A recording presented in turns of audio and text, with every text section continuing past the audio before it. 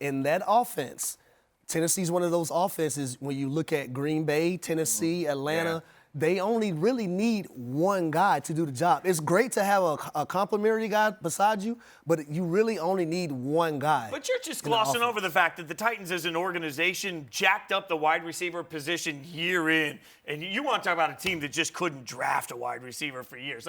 And John Robinson, they trust. But, man, I mean. I'm glad you said draft because I signed there free agency. I didn't want to jump on your head. We don't have to fight right now. So, I mean, according to the ESPN best available receivers are Treylon Burks, Christian Watson, Sky Moore, and John Mechie.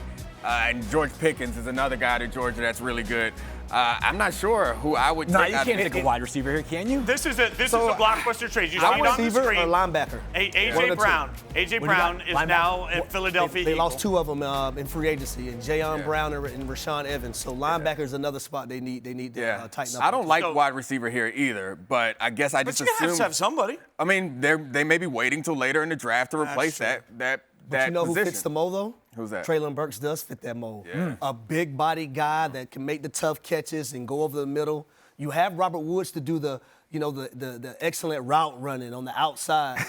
Can we take the other side of this real quick, Matt Millen's comp on ESPN for Treylon Burks is A.J. Brown. So, that would be perfect. But let's take the other side of this for a second. What did the Eagles just get? What difference is this going to make for the Eagles coming into this year? I mean, we talked about it earlier. You're going to know on Jalen Hurts.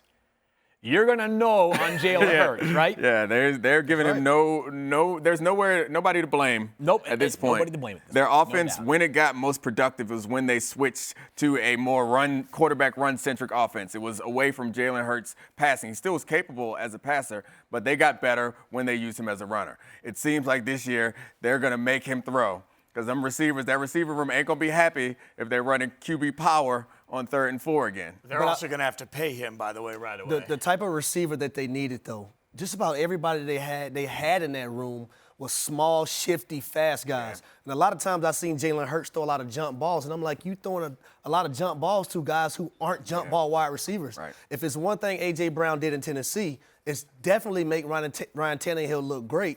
Because there was times he could just throw the ball up there. We seen in the playoff game against the Bengals, he catch the one-handed fade for a touchdown.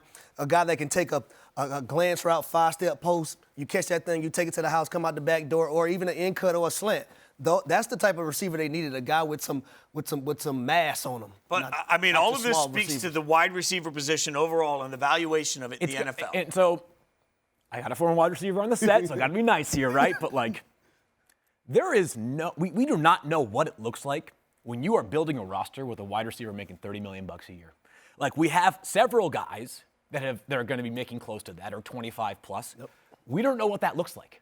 We don't know what that looks like yet. How does that impact the rest of your roster? Because we've got pass rushers make a ton of money, but they've been doing this for a while. And by the way, the number of them is smaller, right? We don't have 5 pass rushers that make $25 million or more. We've got T.J. Watt. That's about it, right?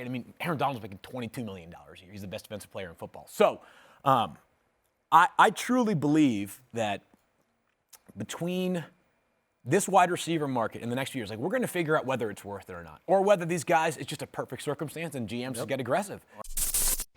Thanks for watching ESPN on YouTube. For live streaming sports and premium content, subscribe to ESPN+.